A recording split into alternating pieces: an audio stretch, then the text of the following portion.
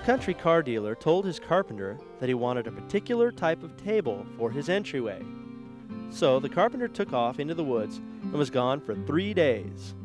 When he finally returned, the salesman said, "I don't believe it! 3 days just to get some wood?"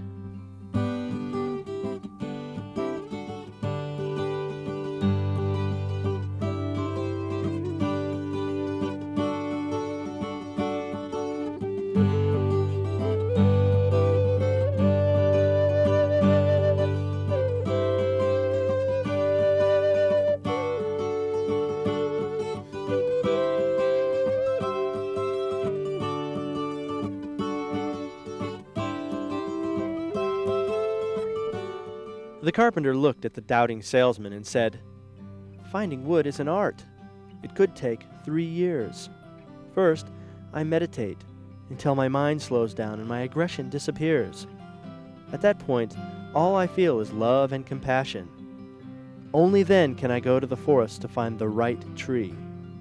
When I'm in this thought-free state, I can then ask the forest who's willing to become a table. When I get an answer, and a tree agrees wholeheartedly, only then do I proceed. Otherwise, who am I to cut wood?" So there comes a time in everybody's life, whether they're middle-aged or later or even earlier in their life, where they begin to wonder, why was I born? Why am I living the life I'm living? How come it's here? How come it's not somewhere else? Why are things happening to me the way they're happening? And why are they different from other people and the same as other people? All of these questions start to build a philosophy in people, a philosophical attitude to justify the reasons for their existence the way they know it right now. Some people have to become very religious because they don't want to face what's going on inside. Life's an inner work, not an outer work. It's an inner job, not an outer job. And when we as individuals are more concerned about what's going on around us than what's going on within us, we're going to miss the cues of what life is all about. We have to be willing. There's an art to willingness. The willingness to look within oneself and to feel what's going on rather than to analyze what's going on. More than 2,000 years ago, there was a very wise man that walked this plane. He even lived before Jesus. Beyond his wisdom was enlightenment. And he knew about the path of life. He's a very unique individual. His name was Buddha. And he said in the Dhammapada, "See how you love and what keeps you from the journey." In that brief sentence, and that has absolutely bolted me over from time to time in my life and stopped me dead in my tracks, I've had to realize, not analyze, but realize exactly the way I love, because this whole experience of life is about the willingness to love, not the willfulness to get what I want in my life. And there's a vast difference between the willingness to live my life in love and the willfulness that keeps me living outside of myself in my mind. Please remember, as long as you and I live in our heads, we will be willful. Desire will be very important, objects will be very important, ambition will be very important, personal power will be very important. You can sell anything in this world as long as you say the word power. And if power is involved in it, then we think we've got something because we want to dominate life. When Buddha says to us, "See how you love and what keeps you from the journey," he's talking about a deep inner willingness. A willingness to go beyond willfulness. A willingness, quite frankly, to let everything go and follow something deeper.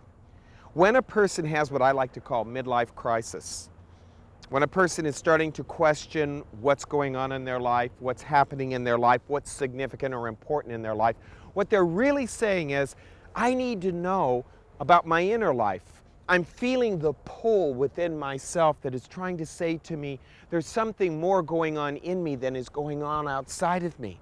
There's something bigger inside of me than what is outside of me, and it's pulling me.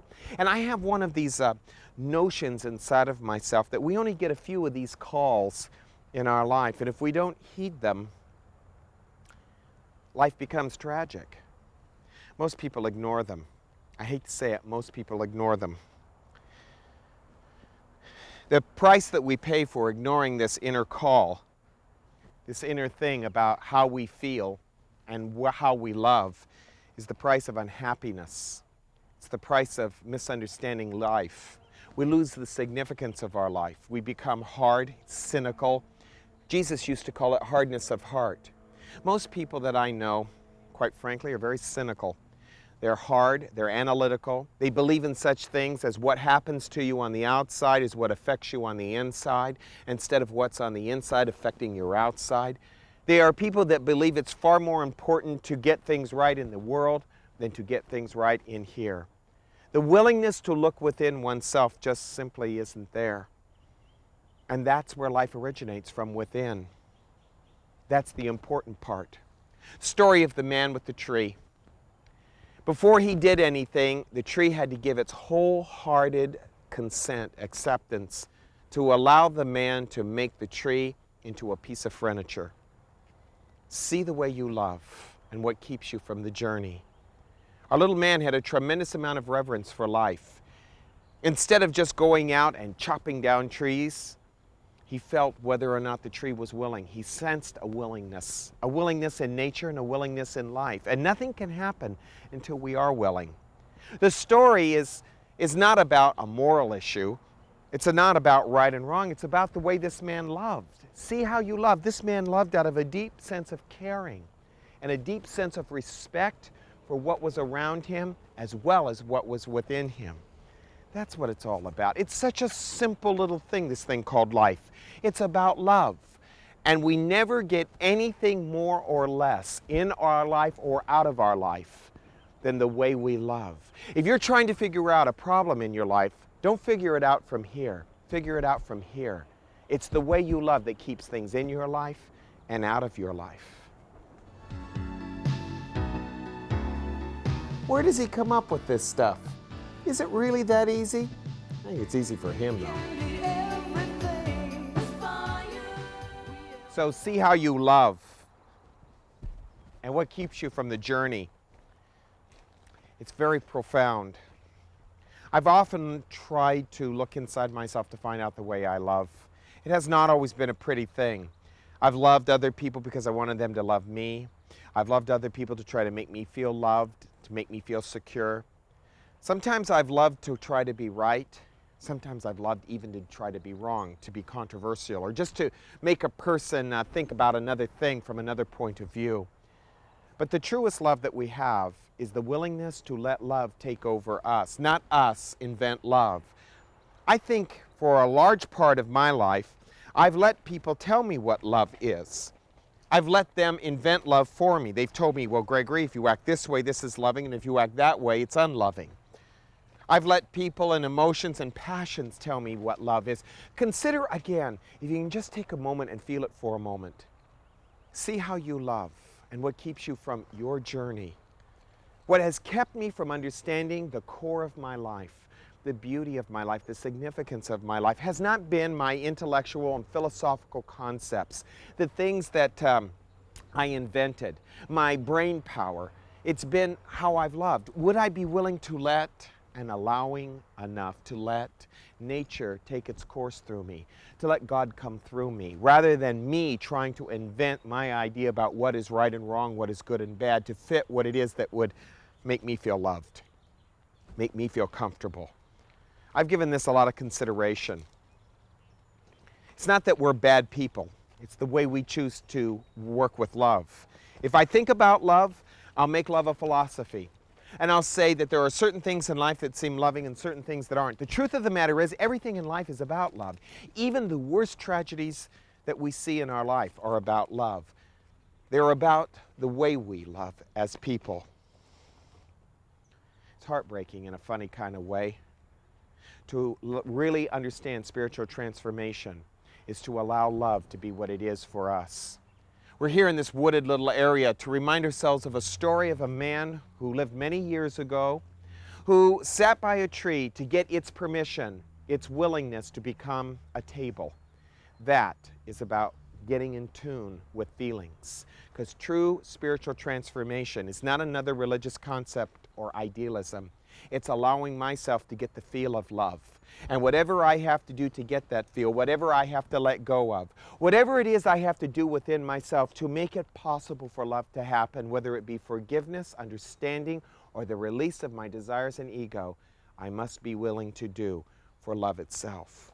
So the key is, am I willing enough within myself to let love take over? In other words, am I willing to feel my way through my life rather than think my way through my life? Am I willing to go beyond how I emotionalize my life or how I feel about my life? And when you go with the feeling of your life, it's got to be frightening because there's no rationale to it. There is no sense of destination or a sense of reason. When a person follows their gut feeling, as it's called, and they allow that willingness to take over, then the passion's not there, the reason's not there, the fear's not there like it used to be, and that's what scares us because the fear's not there. Have you ever considered how much of our life is spent living by what we are afraid of? If we're not trying to accumulate things to protect ourselves from what we're afraid of, we're running from those things that we're afraid of. It's my sense that we're afraid of feelings because they get us in touch with life itself, and we have a preconceived notion of what life is all about. Life to us is the things that are happening, not the things that are coming from within. We live too much from our body, from our sensations, from our intellect, and from our reasoning. And because we do that so much, we find it virtually impossible to get in touch with our feeling. That's why I urge meditation, meditation, meditation.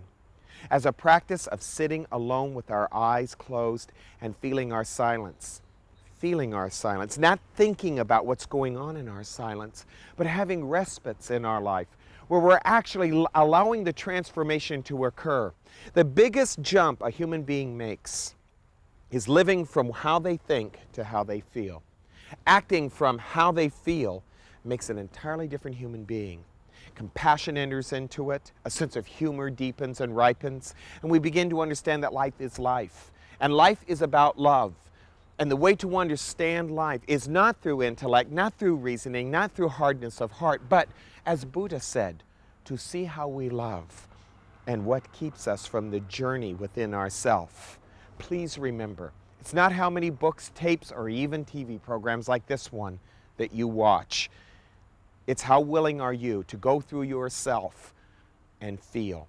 Because the greatest experience of life is not out here, it's still in here. Hi, Greg. Okay, what's on your mind this time? Well, all of this is so easy for you to say. You keep talking about love, but how am I supposed to love the criminals and the jerks, Greg?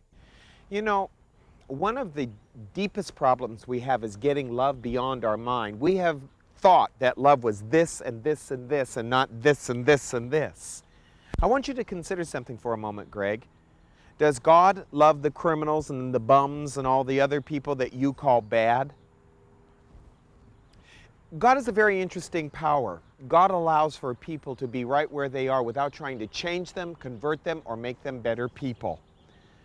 So the whole object is just to allow people to be where they are, a willingness. And the art of willingness is the art of Gregory not judging where another person is and saying, you shouldn't be there. They need to be where they are. And this is the hardest thing for the human mind to conceive of, that everybody's in the right place at the right time, at the right moment for a much bigger picture than the one we're used to accepting, believing in, and even wanting. This is hard for all of us to understand, and it can never be understood up here. It can only be aware of in here. It has to start inside us, Gregory. If you're not willing to let people be where they are and understand that Harry's doing Harry, and Mary's doing Mary, and Adolf did Adolf, and Jesus did Jesus, and Gautama did Buddha, and Gregory's doing Gregory, and you're doing you, then you're not going to be willing to accept the bigger picture. Allowing, the art of willingness, is a much deeper picture. It means that I go with how I feel and not the rationale of my thinking. Now, a lot of people right here will stop and say, I can't do that, and I won't do that. And so that's why we see the world where it is. We're more interested in punishing people who do things which we think are bad, rather than understanding what is the cause of those things in the human psyche. I often think that the prevention is also the problem, because the only thing that keeps us from doing a lot of very bad things is fear. And fear in other people is the catalyst for the terrible things that they do to other people. Fear is not a great motivator. Fear is a cause of a great deal of trouble. Okay, Greg, what else? You keep talking about letting go. What about my security, Greg? The things that we've worked so hard to have, like the house, and like the car, and my job. You expect me to give all that up? Yeah, we've gone lifetimes living that way, haven't we, Gregory? Being secure in the things that we have. But how far can those things go? How far can the things go that you and I have to really give us a sense of meaning and purpose? Do you really think at the end of your life you're going to feel better because you paid off the house and you've got a little nest egg to live the rest of your life out in misery? Live your life out kind of in a place where you live in mediocrity instead of insight? I don't know, I think it's more important for people like myself to live on the razor's edge and not be so concerned about security. Let me give you a little criteria, Greg. Those things that you can give away, that by giving them away decrease, are not valuable. The only thing that's valuable are those things that you can give away, and by giving them away, they increase in their value. The only thing that does that, Gregory, is love. Your money decreases, your love will always increase if you give it away. Stop worrying about living from your body. Stop worrying about living from survival. Start living from that which lives within you. The light that you seek lives within you, Gregory. You keep talking about looking within. What am I going to see when I look within? I'm not really sure what you're going to see. You'll probably see a lot of yourself. And that might be the most frightening thing you ever saw. I don't think that looking within is always pleasant. I don't think it's always bad. If you go in with a non-critical attitude, if you go in with the attitude, whatever it is that I need to acknowledge and whatever it is I need to see about me, show me. And you will see it. And when you do, then you can understand exactly why things happened to you the way they did, why certain things that you wanted or felt that you needed couldn't happen to you, because love was not possible yet. Remember, Gregory, love is a willingness. It's not something that happens to some and not to others. It's a willingness to allow things to happen within. Well, that's easy for me to say now.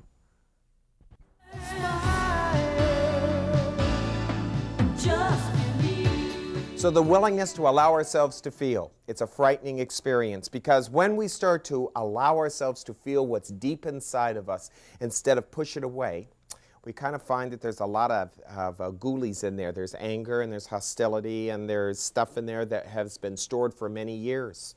And then the interesting thing happens when we start getting into the real spiritual process, this stuff starts coming up. Now, one must ask oneself, why would I want to stir up all of this? Because these are the things that are keeping us from the experience of our life. You will never have any more in your life. In fact, to be honest with you, less is going to happen in your life the more you store up this nuclear stockpile of hostility and anger and disappointment and hurt feelings.